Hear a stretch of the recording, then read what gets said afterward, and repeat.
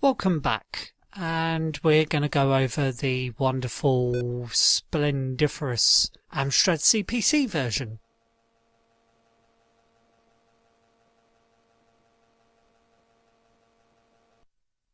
Now, the Amstrad version has a little benefit in that you get a title screen. There it is. It looks very nice. A satellite shooting an ICBM over Earth. High Frontier by Activision.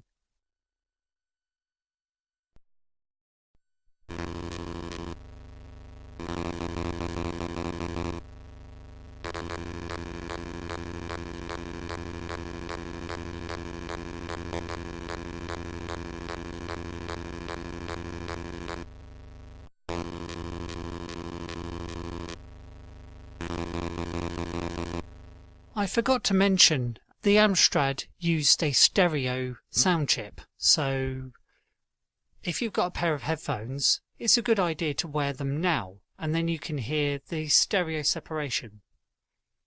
Okay then, so we go over our options, and you'll notice that things look a little bit more graphical, a bit more blocky, but more brightly coloured and graphical. Well, this would be because the Amstrad version was actually the primary version, the one that Alan Still actually programmed for first, and then it just got ported to the Commodore and the ZX Spectrum. But it was designed to run on the Amstrad itself, hence why it looks a little bit more graphical rather than graphics appended onto text. Okay, so we're going on to the orbit screen just so that we can show you the different types of satellite. So just like the Commodore version, we're fighting over Neptune. However, the ICBMs and warheads that cruise over are a bit more visible. So now I can shoot them down with the laser, of which you've just seen that when the laser hits, it produces a nice red and green explosion. The next one being the railgun.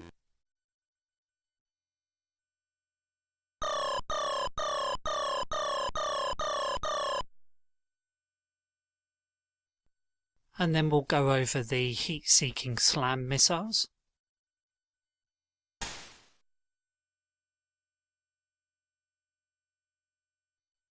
Again, not very much of a sense of depth. But it's nice to see the little T and to actually see the missile track the missile.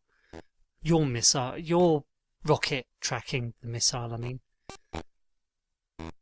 We got the X-ray laser, which, like the Spectrum version, you press fire to prime it, and then you press fire to let it go. However, this doesn't discount you from having a long wait for the MIRVs for maximum effect.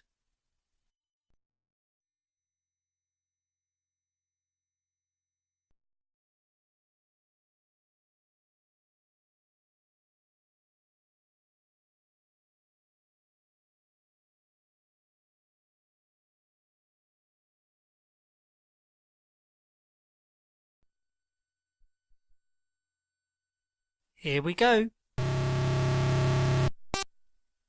Very bright red.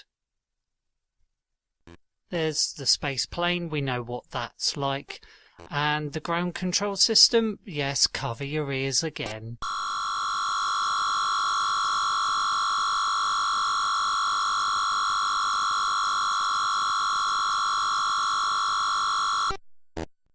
Okay, with my ears audially cleaned, we can play the game.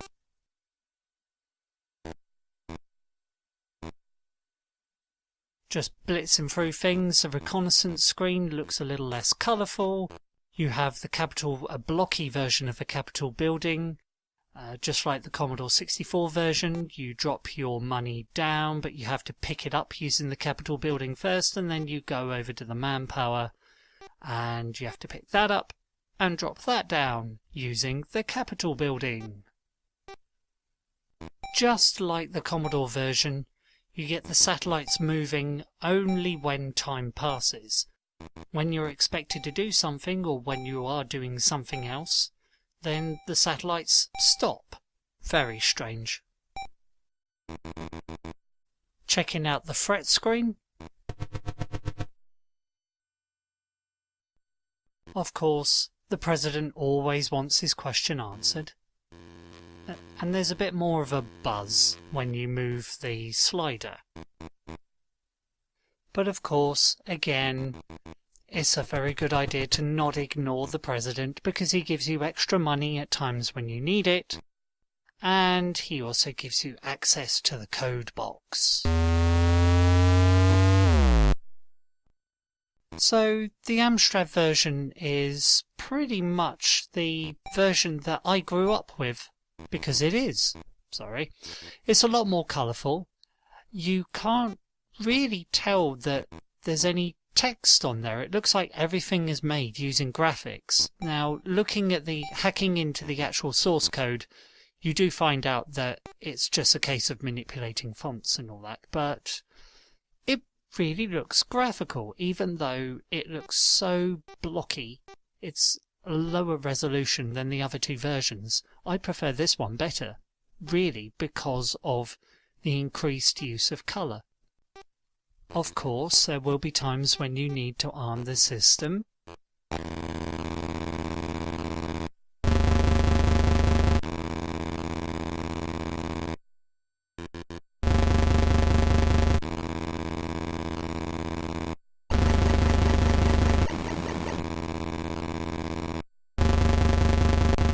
The sound is a bit better in this version because you get the wow, wow, wow, wow, wow, wow, which makes it sound like the, well, sort of alert noises. You don't get that in the other two versions.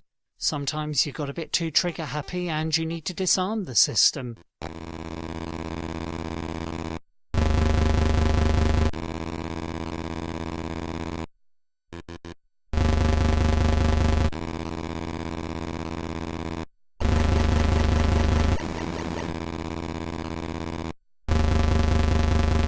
Again, the whole wow, wow, wow, wow, wow, wow just adds a little bit of an extra touch. So, overall, I pretty much enjoy this version of High Frontier. I've given you plenty of reasons why. And, well, of course, I'm on easy mode, so all I need to do is just keep playing the game and wait for that preliminary warning to occur. What the f***? I wasn't given a warning! Oh, bloody hell! Ah!